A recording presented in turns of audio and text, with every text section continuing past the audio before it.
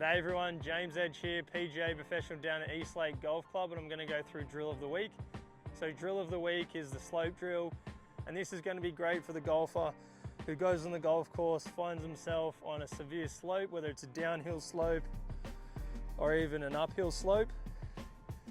And they've been doing a lot of practice on the range on a nice flat surface, maybe even hitting mats. They're hitting it fine, but suddenly now the golf course has challenged them with a slope, downhill or uphill, which is quite tough. Start getting worried, thinking about, okay, do I put more weight on the front foot, more on the back foot? Do I have the same ball position? Do I hit more down on it, more up on it?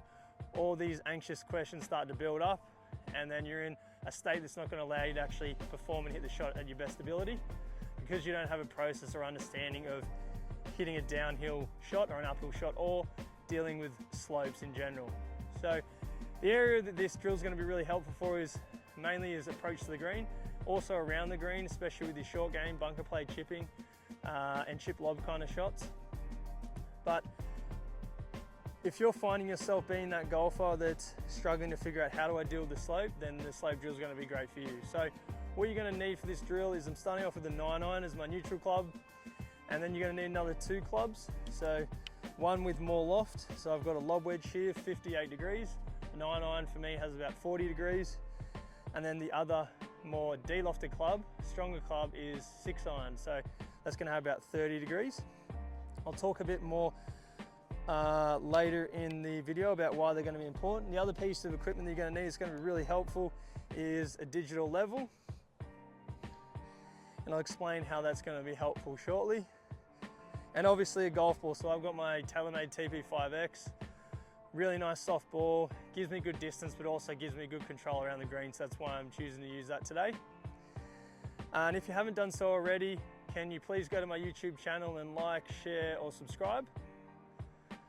But as I was saying before, moving into the concept of the slope drill and how it's going to help your game.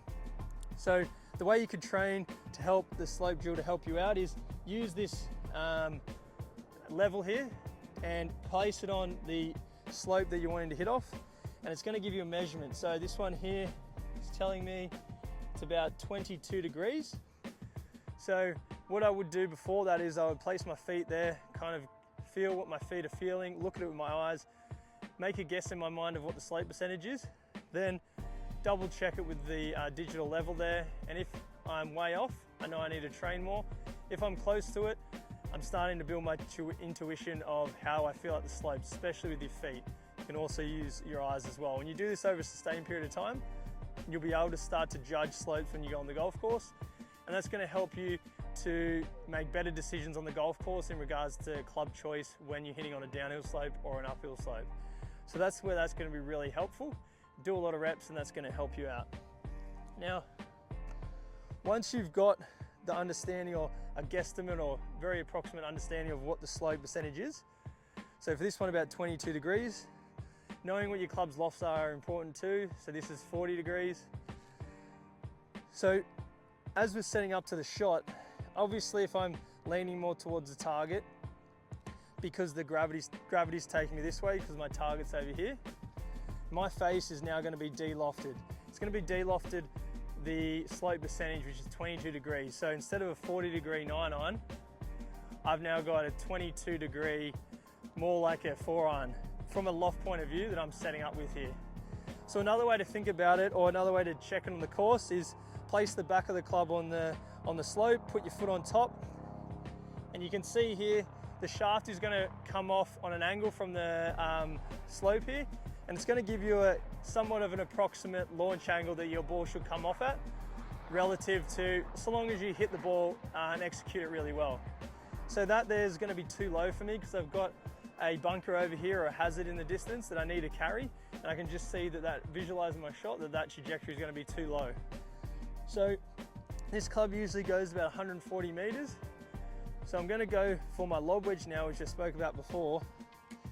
This club definitely doesn't go 140 meters, but once I end up adding a 22 degree slope, this 58 degree wedge is now looking at more like 36 degrees. So at least I know I can get close to that distance, or I've got a gauge of, it's going to be shorter than what my 9-iron was, but it's going to get me over that danger that's right here. So in the way I can again check that, you can see that that trajectory is a lot more ideal for the shot that I need to hit. So once I do that, I've gone, okay, now I know I've got a loft that is more ideal for the trajectory I want. Or even if it doesn't, you can then open up the face a bit more again to add more loft. But I'm just going to hit it with the loft that it has. And then the next important thing to stay stable is I need to make sure my hips match the slope, same with my shoulders, and that's going to give me stability and allow me to get a nice clean strike. So let's go through and hit that now. So you can see there, got a really nice clean strike, kept my body stable with my hips and my shoulders matching the slope, got the right loft for the shot because of my understanding of the percentage and doing that quick math.